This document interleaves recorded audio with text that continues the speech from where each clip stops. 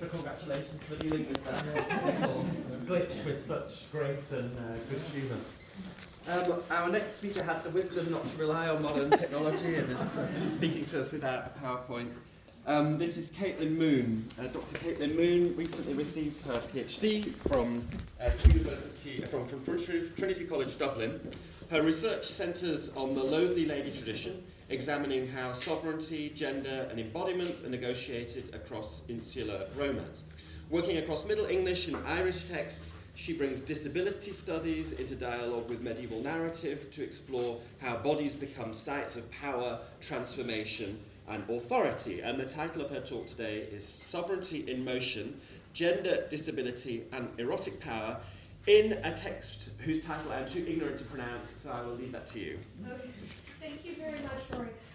So, sovereignty in motion is going to struggle with this. The Echtra, nEchach, Muigmedóin. Say that 3 times fast. So, my topic primarily is the Loathly Lady. And to speak of the Loathly Lady is to speak of transformation. But transformation alone does not fully capture her narrative force.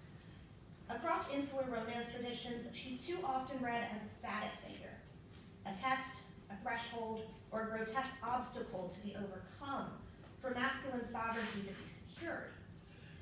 Such readings risk flattening her into a narrative device rather than recognizing her as the dynamic participant in the production of meaning.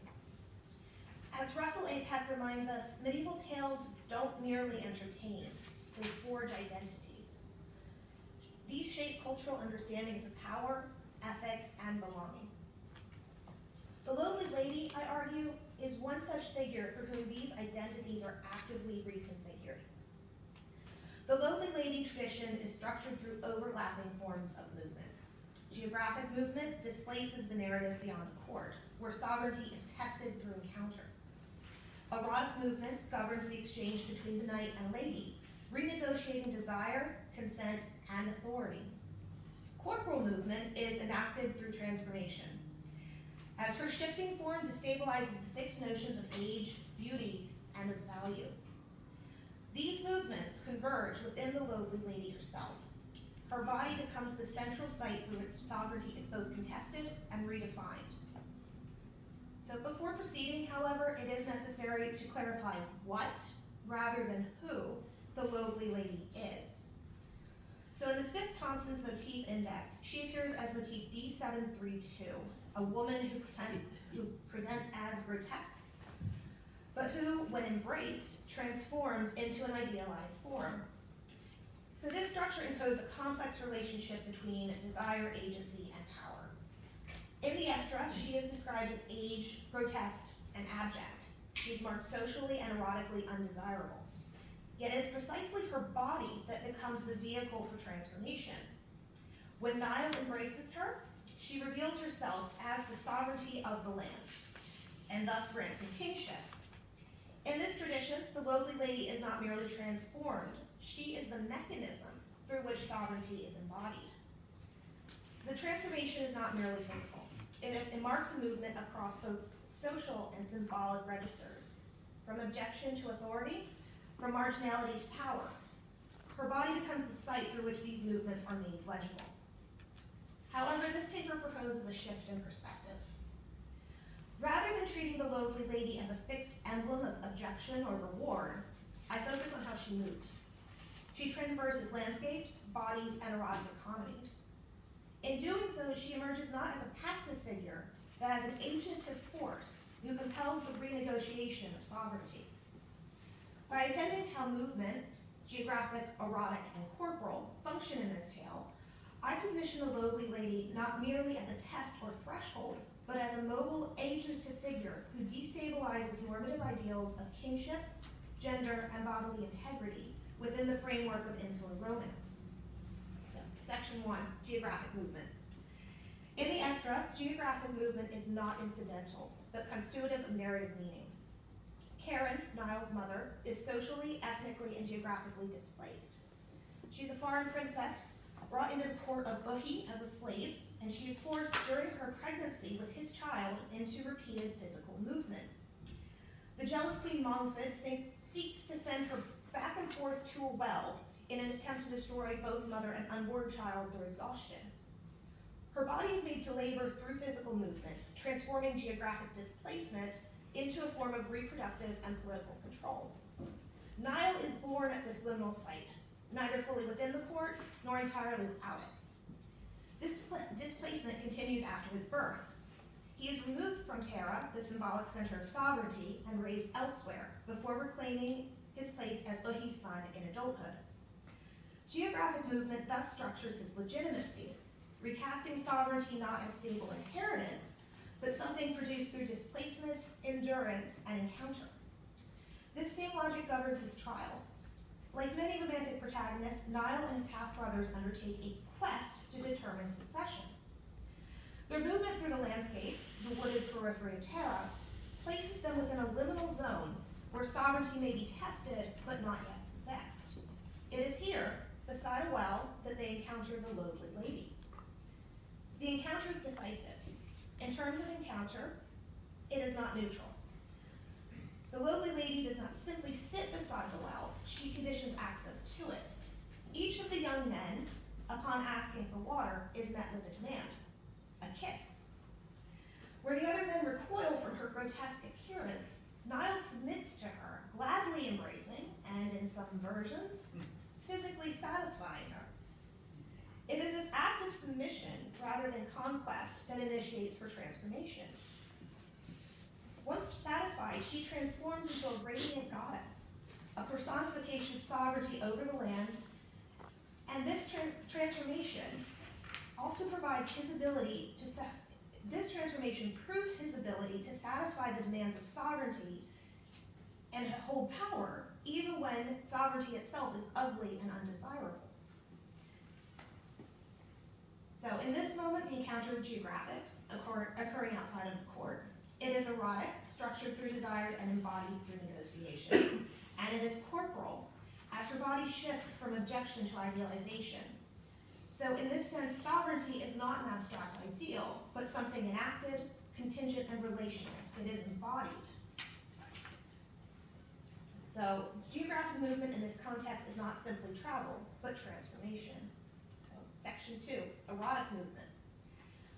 As scholars of early Irish kingship, such as Cyrus MacCana and Adele Vranach, note, sovereignty is frequently featured as a female body that must be physically encountered, rather than an abject concept that must be symbolically possessed or juridiciously secured.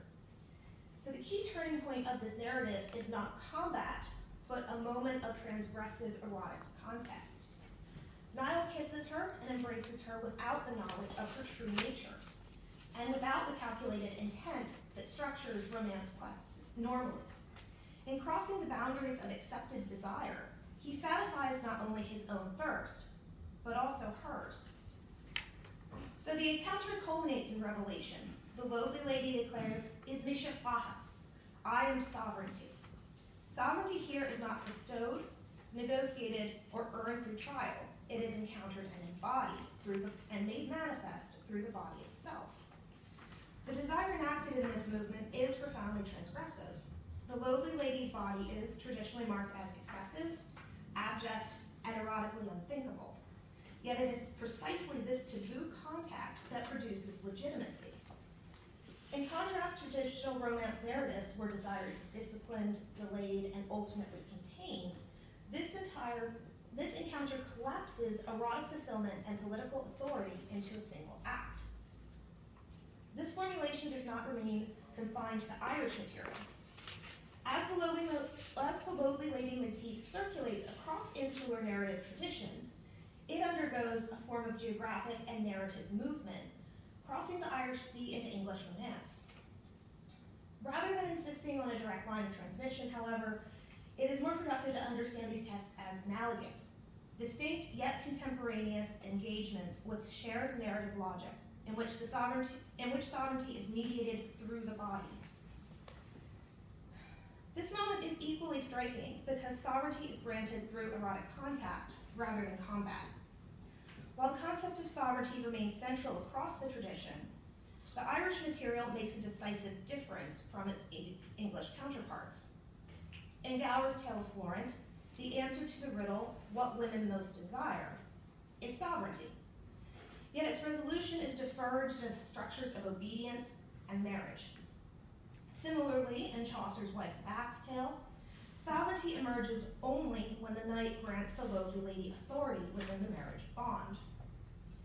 In the Irish tradition, sovereignty is not negotiated, but granted and revealed, and it is this erotic encounter that determines kingship. Section 3, corporal movement, transformation. If geographic movement brings Nile to the site of the encounter, and erotic movement enables the encounter to take place, then corporal movement reveals what that encounter means. The Loathly Lady transforms into a beautiful young woman, yes, but this transformation should not be read as a cure or restoration. Rather than signaling a change in the body itself, it marks a shift in how that body is perceived, interpreted, and valued. The transformation occurs not only in her form, but in the terms through which that form is read. This moment destabilizes the notion of bodily integrity as fixed or self-evident. The body itself remains materially constant, while its social and symbolic legibility shifts. What was once grotesque becomes desirable. What was once rejected becomes sovereign. In this way, the Loathly Lady's body becomes the site where beauty, legitimacy, and sovereignty are not simply affirmed, but redefined. From this perspective, the tale anticipates what modern disability studies would describe as the instability of bodily norms, where the meaning of the body is contingent upon the context rather than the inherent form of the body itself. Across these movements, geographic, erotic, and corporal, the Loathly Lady emerges not as a static test or narrative obstacle, but as a fundamentally mobile figure. She does not simply wait to be encountered. She structures the conditions of the encounter itself. Appearing at liminal sites, transversing the boundaries of desire and destabilizing the legitimacy of the body, she moves between categories that the Romance tradition often seeks to stabilize. In doing so, she resists containment. Without any single interpretive frame, she is at once grotesque and desirable, marginal and sovereign, the object of exchange and the agent of transformation. Her mobility is not incidental, but constitutive of her authority. Sovereignty in this context is not fixed in the land or lineage or law, but it is instead generated through her capacity to move between and ultimately collapse the boundaries that define them.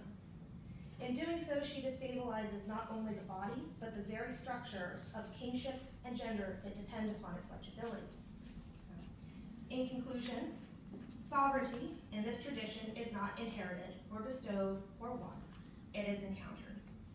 By tracing the intersecting movement of space, desire, and embodiment, the Loathly Lady emerges not as a passive threshold, but a mobile, agentative force through which sovereignty becomes possible.